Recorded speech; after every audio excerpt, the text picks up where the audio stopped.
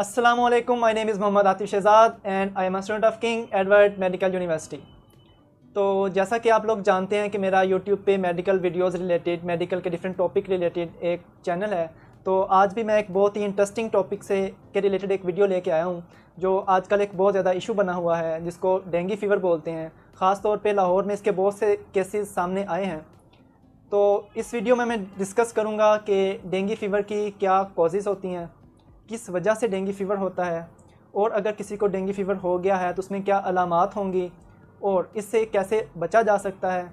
अगर किसी में डेंगू फ़ीवर की अलामात हैं तो उनको नेक्स्ट कैसे प्रोसीड करना है।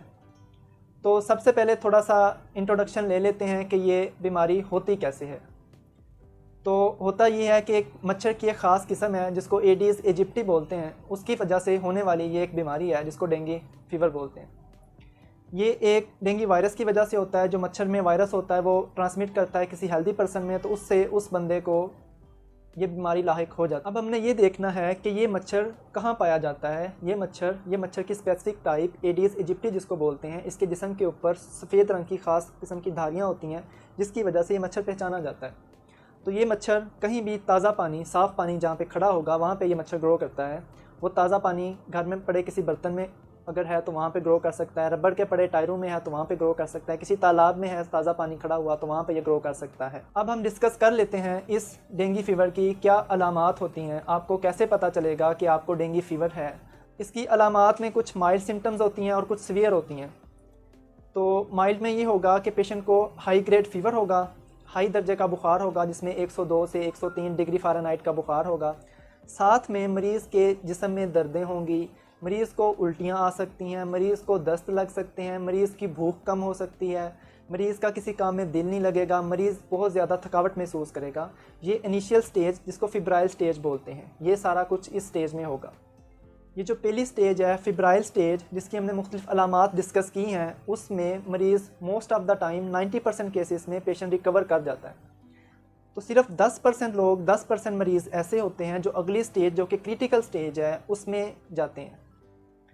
क्रिटिकल स्टेज में मरीज़ को आईसीयू में एडमिट करना पड़ता है, फिर उसका फर्दर इलाज आईसीयू में होता है।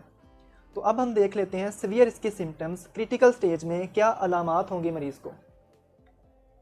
क्रिटिकल स्टेज में मरीज़ के प्लेटलेट्स, मरीज़ के जिस्म के खून को जमाने वाले खुलिये बहुत ही हद तक कम हो जाते हैं, जिसकी वजह से मरीज़ को जिस्म के मुख्तलिफ हिस्सों से, मरीज़ को नाक से, कान से, मसूड़ों से खून आ सकता है। मरीज़ के मुख्तलिफ ऑर्गन्स पे इफ़ेक्ट होने लग जाता है जिसकी वजह से मरीज़ को यूरिन आना कम हो जाएगा। मरीज़ का ब्लड प्रेशर ख़तरनाक हद तक गिर सकता है जिसको हम शॉक बोलेंगे, सेप्टिक शॉक हो सकता है। क्रिटिकल स्टेज में मरीज़ को आईसीयू में एडमिशन की भी ज़रूरत होती है। यहाँ पे एक बहुत ही अहम बात है कि मरीज़ को कैसे पता चलेगा कि वो फिब्राइल स्टेज से क्रिटिकल स्टेज में जा रहा है, मतलब कि कम अलामात से ज़्यादा अलामात की तरफ जा रहा है। तो उसमें मरीज़ ने क्या काम करना होता है, मरीज़ के घर वालों ने क्या काम करना होता है। उन्होंने मरीज़ का जो यूरिन आउटपुट है, मरीज़ को कितना पेशाब आ रहा है और मरीज़ कितना पानी इंटेक कर रहा है, उसको मेजर करना है हर 6 घंटे के बाद, और देखना है कि उसमें कहीं कमी तो नहीं हो रही। और मरीज़ का हर 6 घंटे के बाद ब्लड प्रेशर मेजर करना है और उसमें देखना है कि उसमें कहीं ब्लड प्रेशर मरीज़ का गिर तो नहीं रहा। ये देखना है कि मरीज़ को जिस्म पे कहीं सुर्ख रंग के धब्बे तो नहीं बन रहे जिसको पिटिकिया ही कहते हैं। ये देखना है कि मरीज़ को कहीं कान से, नाक से, मसूड़ों से खून तो नहीं आ रहा। ये सारी क्रिटिकल स्टेज की अलामात होती हैं। इनमें फौरी तौर पे हॉस्पिटल में एडमिशन रिक्वायर होता है। जो इसकी तीसरी स्टेज जिसको हम रिकवरी फेज़ कहते हैं, उसमें मरीज़ रिकवर होना शुरू हो जाता है अगर वो क्रिटिकल स्टेज में सर्वाइव कर गया है। पहले हमने फिब्राइल स्टेज का कहा था जिसमें कम अलामात होती हैं, उससे मरीज़ ठीक हो जाता है जल्दी। अगर वो क्रिटिकल स्टेज में चला गया, 10% लोग अगर वहाँ पे सर्वाइव कर गया तो नेक्स्ट उसका रिकवरी फेज़, वो मरीज़ ठीक होने की तरफ चला जाता है।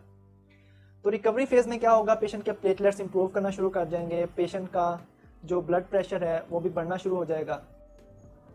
अब हमने बात करनी है वो कौन सी एहतियाती तदाबीर हैं जिनको इख्तियार करके आप इस बीमारी से बच सकते हैं। तो उसमें आपने, क्योंकि ये एक मच्छर के काटने की वजह से बीमारी हो रही है, तो आपने कोशिश ये करनी है कि ख़ुद को बचाएं। पेलेंट लोशंस होते हैं मच्छर को दूर करने वाली, इसमें अद्वियात होती हैं, वो जिस्म पे लगा के सोएं। तो मच्छरदानी का इस्तेमाल करें। घर में अगर किसी जगह पे पानी खड़ा हुआ है तो उसको खड़ा ना रहने दें, किसी भी जगह पे साफ़ पानी उसको ढांप के रखें। इसके अलावा घर के सहन में सोने की बजाय कोशिश करें कि एयर कंडीशन रूम में अंदर सोएं। ये थी कुछ एहतियाती तदाबीर जिनको इख्तियार करके आप डेंगू फ़ीवर से बच सकते हैं। तो अब आखिर में हम थोड़ा सा डिस्कस कर लेते हैं कि अगर आपको डेंगू फ़ीवर है तो आपने खुद से सिर्फ पैनाडोल की टैबलेट लेनी है। इसके अलावा कोई भी डिस्प्रिन की गोली, डोप्रिन या इस तरह की जिससे प्लेटलेट जिसम में खून को जमाने वाले खुलिये जो हैं जिससे कम होते हैं, वो वाली दवाई को इस्तेमाल नहीं करनी, क्योंकि इसमें मरीज़ के वो खुलिये बहुत हद तक कम होते हैं, तो उससे मरीज़ को ख़तरनाक हद तक ब्लीडिंग हो सकती है। तो आपने बुखार की सूरत में सिर्फ पैनाडोल लेनी है। इसके अलावा अगर कोई सिम्टम्स आ रही हैं तो आपने फौरी तौर पर अपने करीबी डॉक्टर से रजू। उम्मीद करता हूँ आपको यह वीडियो अच्छी लगी होगी। मज़ीद इस तरह की इंफॉर्मेटिव वीडियोज़ देखने के लिए मेरे चैनल को सब्सक्राइब करें, वीडियो को लाइक करें। खुश रहें, खुशियाँ बांटें। अल्लाह निगहबान।